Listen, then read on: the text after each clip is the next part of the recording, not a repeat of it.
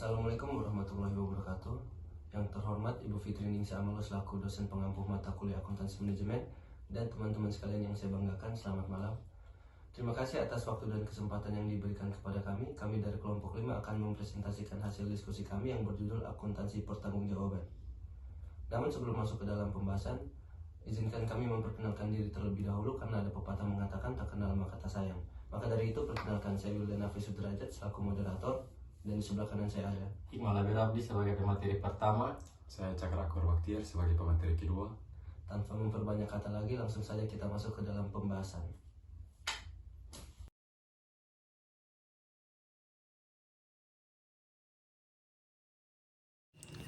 Yang perlu kita tahu adalah akuntansi pertanggungjawaban merupakan suatu sistem yang dirancang untuk mengukur dan mengevaluasi kinerja setiap bagian atau unit organisasi berdasarkan tanggung jawabnya. Konsep ini didasarkan pada asumsi bahwa organisasi terdiri atas beberapa pusat pertanggungjawaban yang masing-masing memiliki tujuan dan target kerja yang berbeda-beda. Pengertian akuntansi pertanggungjawaban adalah suatu sistem akuntansi yang disusun sedemikian rupa sehingga pengumpulan dan pelaporan biaya dan pendapatan dilakukan sesuai dengan pusat pertanggungjawaban dalam organisasi dengan tujuan agar dapat dituju ke orang atau kelompok orang yang bertanggung jawab atas penyimpangan biaya dan pendapat yang dianggarkan. Definisi pusat pertanggungjawaban adalah setiap unit kerja dalam organisasi yang dipimpin oleh seorang manajer yang bertanggung jawab. Suatu pusat pertanggungjawaban dapat dipandang sebagai suatu sistem yang mengolah masukan menjadi keluaran. Jenis-jenisnya dibagi menjadi 4. Yang pertama, pusat pendapatan. Yang kedua, pusat biaya. Yang ketiga, pusat laba. Dan yang keempat, pusat investasi. Tujuan akuntansi pertanggungjawaban dibagi menjadi 4. Yang pertama, dapat digunakan sebagai salah satu alat perencanaan untuk mengetahui kriteria-kriteria penilaian unit usaha tertentu. Yang kedua, dapat digunakan sebagai pedoman penting langkah yang harus dibuat oleh perusahaan dalam rangka pencapaian sasaran perusahaan. Yang ketiga, dapat digunakan sebagai tolak ukur dalam rangka penilaian kinerja, performance, bagian-bagian yang ada dalam perusahaan. Dan yang keempat, membantu manajemen dalam pengendalian dengan melihat menyimpan realisasi dibandingkan dengan anggaran yang ditetapkan. Yang berikut manfaat akuntansi pertanggungjawaban. Yang pertama, penilai kinerja manajer pusat pertanggungjawaban. Kedua, pemotivasi manajer pusat pertanggungjawaban. Yang ketiga, penyusunan anggaran. Berikut syarat penerapan akuntansi pertanggungjawaban. Yang pertama, struktur organisasi yang menetapkan secara jelas dan tegas menggambarkan pembagian tugas, wewenang, dan tanggung jawab tiap tingkat manajemen.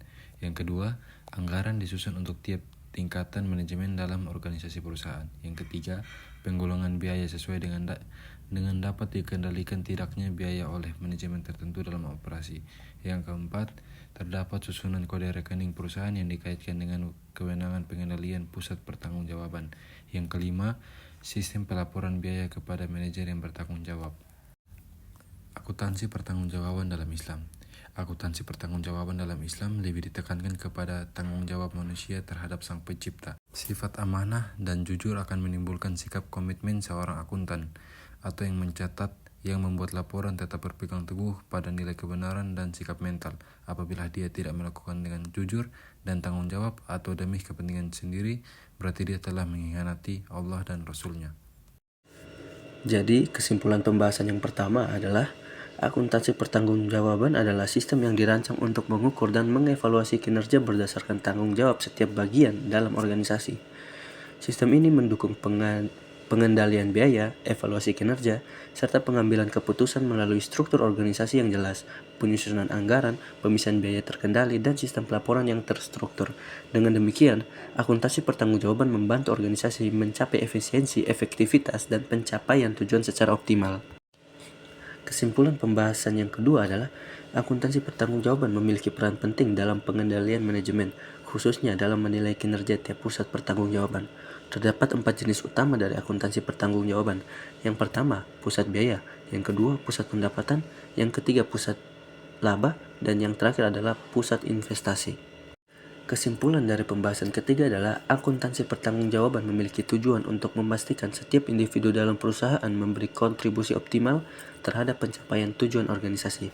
Sistem ini digunakan untuk, yang pertama, menilai kinerja berdasarkan kriteria yang jelas, yang kedua, memberikan pedoman bagi perusahaan dalam mencapai target, yang ketiga, sebagai tolak ukur untuk menilai kinerja bagian-bagian perusahaan, yang keempat, membantu manajemen dalam pengendalian penyimpangan anggaran. Setelah itu, manfaat akuntansi pertanggungjawaban meliputi yang pertama, evaluasi kinerja manajer pusat, yang kedua, memotivasi manajer untuk mencapai tujuan, yang ketiga, mendukung penyusunan anggaran yang efektif. Secara keseluruhan, akuntansi pertanggungjawaban adalah alat penting untuk mengukur kinerja, mendorong motivasi, dan memfasilitasi perencanaan serta pengendalian dalam organisasi. Kesimpulan yang keempat, penerapan akuntansi pertanggungjawaban membutuhkan struktur organisasi yang jelas, anggaran yang direncanakan secara spesifik, penggolongan biaya yang terkendali, serta sistem pelaporan yang terintegrasi.